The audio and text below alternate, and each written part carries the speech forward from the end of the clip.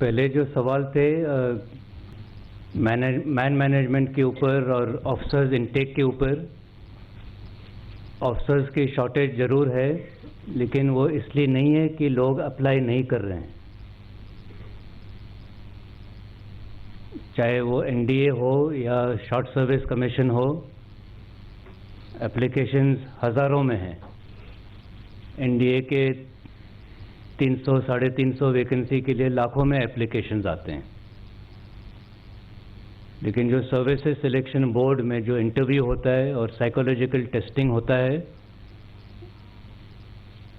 वो जो कैंडिडेट्स है क्वालिफाई नहीं कर पाते हैं। तो हालांकि शॉर्टेज है, लेकिन हमने हमारे जो सिलेक्शन स्टैंडर्ड है वो कम नहीं किए हैं।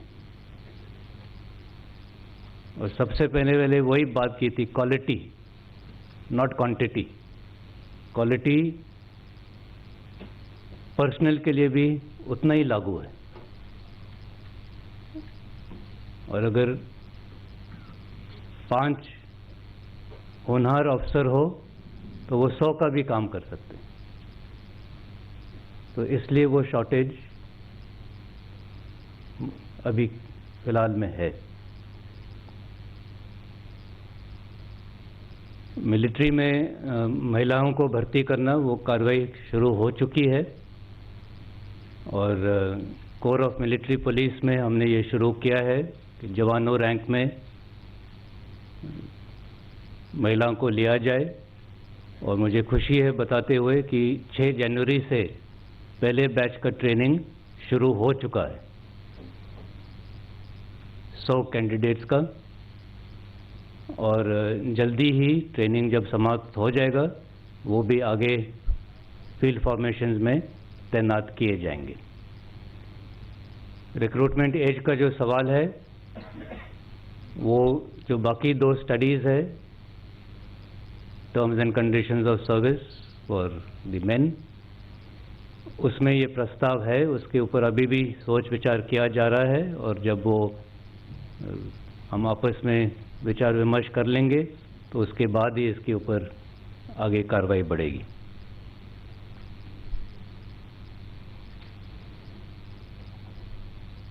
जहाँ तक पीओके का सवाल है, बहुत साल पहले एक पार्लियामेंट्री रेजोल्यूशन है इसके बारे में कि पूरा Jammu and Kashmir, erstwhile Jammu and Kashmir, 5 अगस्त से पहले पूरा जम्मू और कश्मीर हमारा हिस्सा है। वो पार्लियामेंट्री रेजोल्यूशन है। और अगर पार्लियामेंट ये चाहता है कि वो इलाका भी कभी हमारा हो और इस किस्म के अगर कोई आदेश हमें मिलते हैं तो ज़रूर उसके ऊपर कार्रवाई की जाएगी। नदर्न बॉर्डर पे वुहान समिट के बाद और उस जो पिछले साल ही चेन्नई में दूसरा समिट हुआ था दोनों मुल्क के लीडर के बीच में, उसके बाद कुछ स्ट्रैटेजिक गाइडलाइन दिए गए थे, जिससे कि बॉर्डर के ऊपर जो तनाव है या डिफरेंसेस है, वो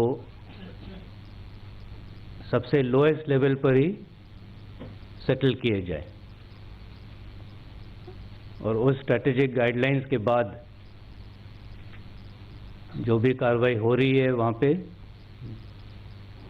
जो छोटे मोटे डिफरेंसेस हैं उनको उधर ही सुलझाया जाता है और बात को हम आगे बढ़ने नहीं देते या सीरियस नहीं होने देते। तो इस तरीके से वो नॉर्दर्न बॉर्डर्स पर अभी काफ़ी शांति है।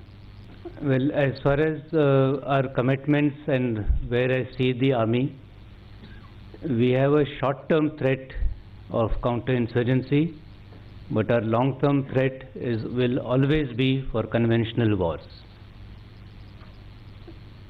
And that is what we are preparing for.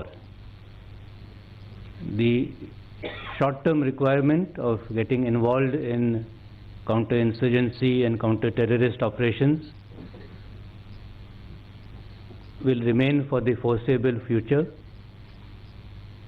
But with the 63 odd Rashtriya Rifle battalions and 46 Assam Rifle battalions who are doing the brunt of the CI/CT operations, the regular army is actually training for its primary role, and that is for the conventional warfare. The various acquisitions that we are making, be it towed gun systems or the ultra-light howitzers, various other things in the EW domain, all of that is also for conventional war fighting. So we have never lost sight of our primary aim while we are engaged in the CI and CT operations.